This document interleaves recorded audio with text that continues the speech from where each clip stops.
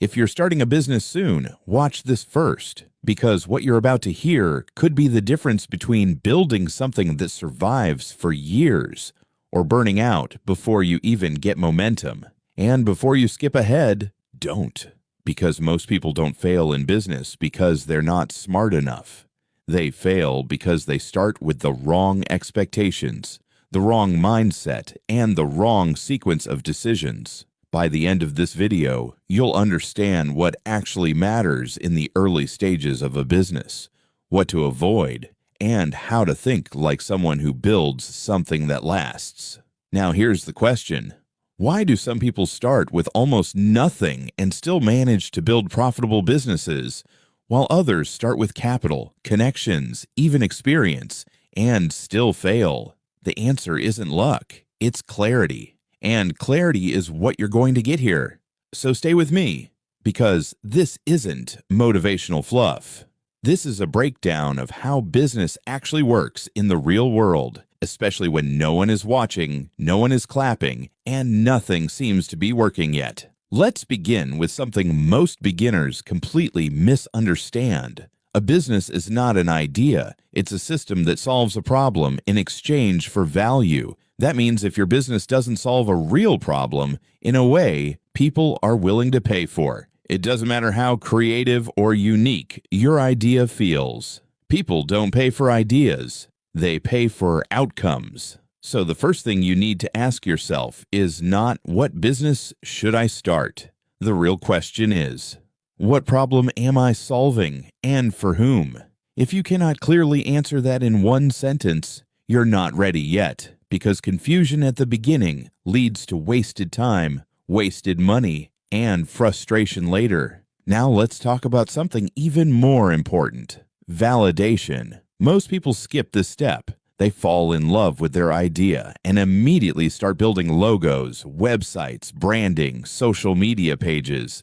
But they haven't confirmed if anyone actually wants what they're offering. That's like building a restaurant before checking if people in the area are hungry. Validation is simple in concept, but powerful in practice. You test your idea before you invest heavily into it. You talk to potential customers.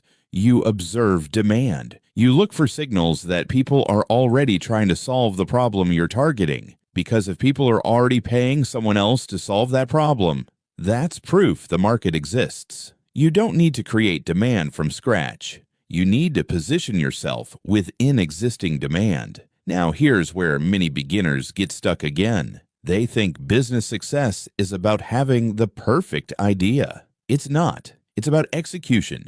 Two people can have the same idea. One executes consistently and adapts. The other overthinks and hesitates. The one who executes wins. Consistency beats perfection every time. But execution alone isn't enough. You need feedback loops.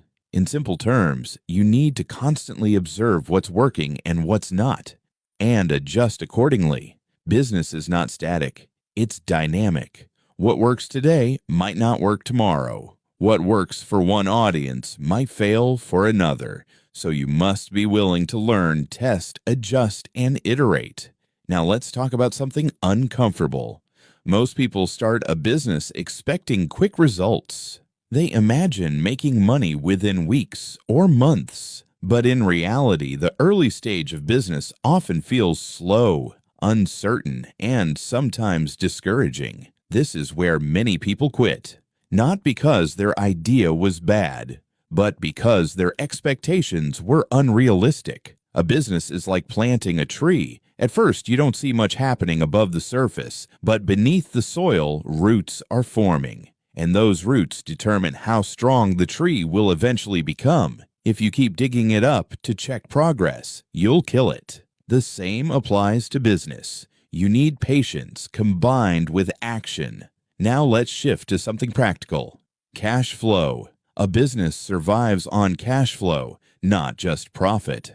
You can be profitable on paper and still struggle if money isn't coming in consistently. That's why early-stage businesses should prioritize generating revenue as quickly and sustainably as possible. This doesn't mean cutting corners. It means focusing on activities that bring in money sooner rather than later. For example, instead of spending months perfecting a product in isolation, you could offer a basic version, get paying customers, and improve it based on real feedback. This approach reduces risk. It also increases your chances of building something people actually want. Now let's address a mindset shift that will change how you approach everything. Stop thinking like a consumer. Start thinking like a builder. Consumers ask, "What can I get?" Builders ask, "What value can I create?" Consumers look for convenience. Builders look for opportunity. Consumers spend. Builders solve problems. When you shift into a builder mindset, you start seeing opportunities everywhere. Problems become potential businesses. Inefficiencies become openings. Complaints become ideas. But mindset alone isn't enough. You also need discipline, because motivation will not carry you through the difficult parts of building a business. Motivation comes and goes. Discipline is what keeps you going when motivation disappears. There will be days when nothing seems to work, days when sales are low, days when doubt creeps in, days when you question whether you should continue. Those are the moments that define whether you're just trying business or truly building one. Now let's talk about something many people underestimate: focus. In the early stages, trying to do too many things at once is one of the fastest ways to fail. Multiple offers, multiple platforms, multiple strategies, all at the same time. This leads to scattered effort and weak results. Instead, focus on one thing, one product, one audience, one channel. Master that before expanding. Depth before breadth. Consistency before expansion. This is how you build momentum. Now here's something critical. Your first version will not be perfect, and that's okay. In fact, it's expected. Perfection is often the enemy of progress. If you wait until everything is perfect, you may never start. Start with what you have. Improve along the way. Let real-world feedback guide your improvements. Now let's talk about customers. Customers are not just buyers. They are the lifeblood of your business. Without customers, there is no business. So you must understand them deeply. What do they want? What do they struggle with? What motivates their decisions? What objections do they have? The better you understand your customers, the better you can serve them. And when you serve them well, trust builds. Trust leads to repeat business. Repeat business leads to stability. Stability leads to growth. Now, here's a subtle but powerful principle. People don't just buy products. They buy trust, outcomes, and confidence. They want to feel sure that their problem will be solved. That's why branding, communication, and reputation matter. Not just aesthetics, but clarity and credibility. Now let's talk about mistakes you should actively avoid. One of the biggest mistakes is waiting too long to start. Another is over-investing before validating. Another is ignoring feedback. Another is copying others blindly without understanding the reasoning behind their success. Another is giving up too early. Business is not a straight line. It's a process filled with adjustments.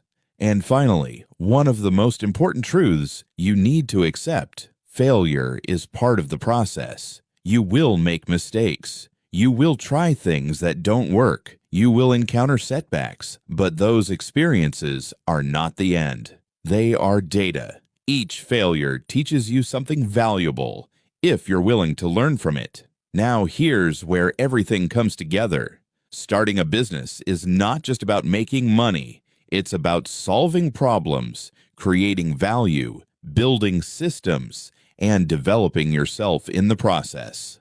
The skills you gain, decision-making, resilience, communication, problem-solving, are transferable beyond business. They shape how you think and operate in life. So when you approach business with the right mindset, it becomes more than just income. It becomes growth. Now, before we wrap up, here's something you should take seriously.